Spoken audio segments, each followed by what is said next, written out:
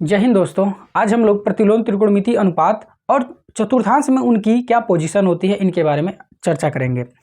तो इस पूरे वीडियो में पूरा का पूरा कंसेप्ट है हम आपको समझाने वाले हैं। फिर इसके आगे जो एक्सरसाइज आप लोग सॉल्व करेंगे तो इन्हीं के बेस पर हल होगा, तो बहुत ध्यान से समझिएगा। देखिए, जो हमारे त्रिकोणमिति अनुपात होते हैं,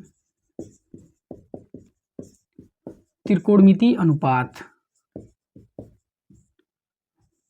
ये समझ लीजिए ना कि त्रिकोणमिति का जड़ है।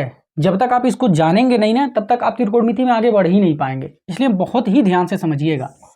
त्रिकोणमिति अनुपात टोटल 6 होते हैं। अब इसको दो भागों में हम लोग बांट करके पढ़ते हैं। पहला होता है मूल त्रिकोणमिति अनुपात।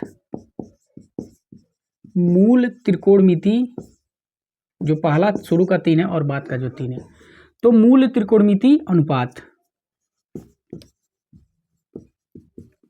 ठीक है। तो मूल त्रिकोणमिति अनुपात होता है साइन, दूसरा होता है कास, तीसरा होता है टेन। तो ये मूल त्रिकोणमिति अनुपात है।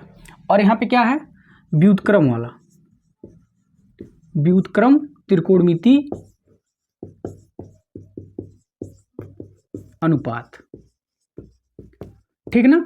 अब ये कौन कौन से होते हैं, तो होता है पहला काट, फिर उसके बाद होता है सेक, और फिर होता है कोसेक। तो इस तरह से ये व्युत्क्रम वाले 3 हो गए और ये 3 मूल वाले हो गए।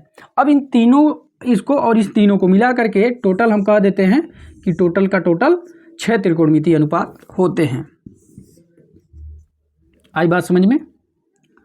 ये तो रहा त्रिकोणमिति अनुपात का।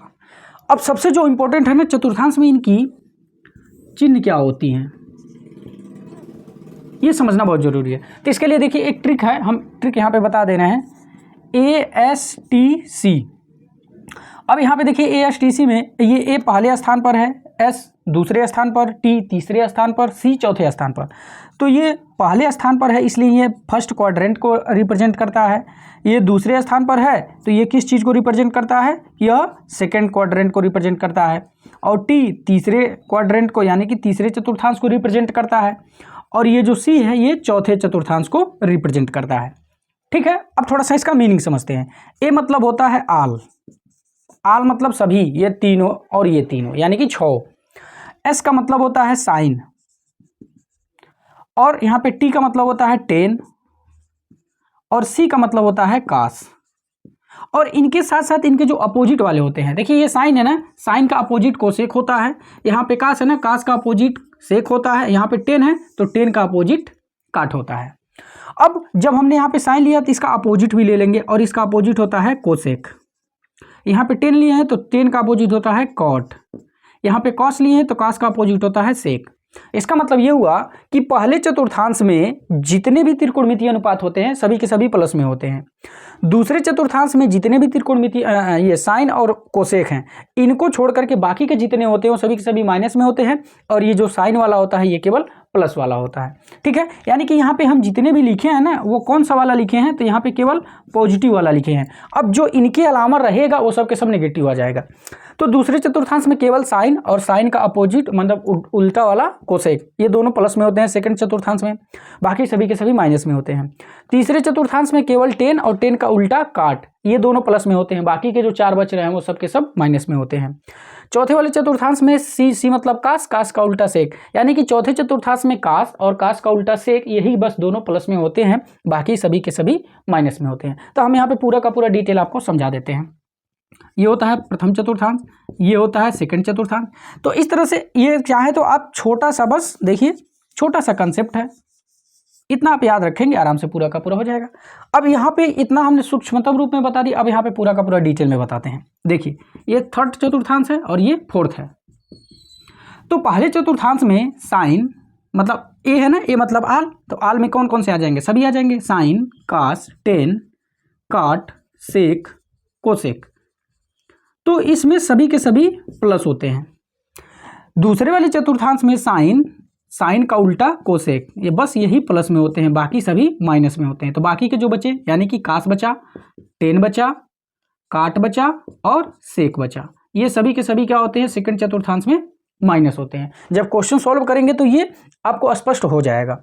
तीसरे चतुर्थांश में देखिए, तीसरे में क्या है, टी है, टी मतलब 10, तो तीसरे चतुर्थांश में 10 और 10 का अपोजिट कॉट, तो ये बस दोनों प्लस में होते हैं, बाकी सभी माइनस में होते हैं। तो बाकी का बचा साइन, कास, सेक, कोसेक, ये सभी के चारों माइनस होते हैं तृतीय चतुर्थांश में। चतुर्थ चतुर्थांश में कास, कास का उल्टा सेक, ये दोनों बस प्लस में होते हैं, बाकी सभी माइनस में होते हैं। तो बाकी के बचे कौन, एक साइन बचा, एक 10 बचा, 10 का उल्टा काट बचा, और साइन का उल्टा कोसेक बचा। तो चौथे चतुर्थांश में ये सभी के सभी माइनस में होते हैं, बाकी के ये दोनों बस प्लस में होते हैं। तो इस तरह से देखिए त्रिकोणमितीय अनुपात टोटल 6 होते हैं, बता दिए कि मूल 3 होते हैं, व्युत्क्रम 3 होते हैं। कौन किसका व्युत्क्रम होता है, तो साइन कोसेक का, ठीक है ना, ये कास का और ये काट का। बात समझ पा रहे हैं ना, एक दूसरे के अपोजिट बोल सकते हैं, ये इधर से इधर है तो इधर से इधर भी होगा, ठीक है। अगर हम बोले बताइए साइन का उल्टा क्या होता है तो कोसेक, और फिर पूछे कोसेक का उल्टा क्या होता है तो साइन, तो ये दोनों तरह से तीर मारेंगे, तो इसका ये भी अपोजिट उल्टा और इसका ये भी उल्टा, ऐसा करके है। तो इस तरह से त्रिकोणमितीय अनुपात ये हो गए। और इन त्रिकोणमितीय अनुपातों का चतुर्थांश में कौन सा चिन्ह रिप्रेजेंट करता है ये भी हमने आपको बता दिया।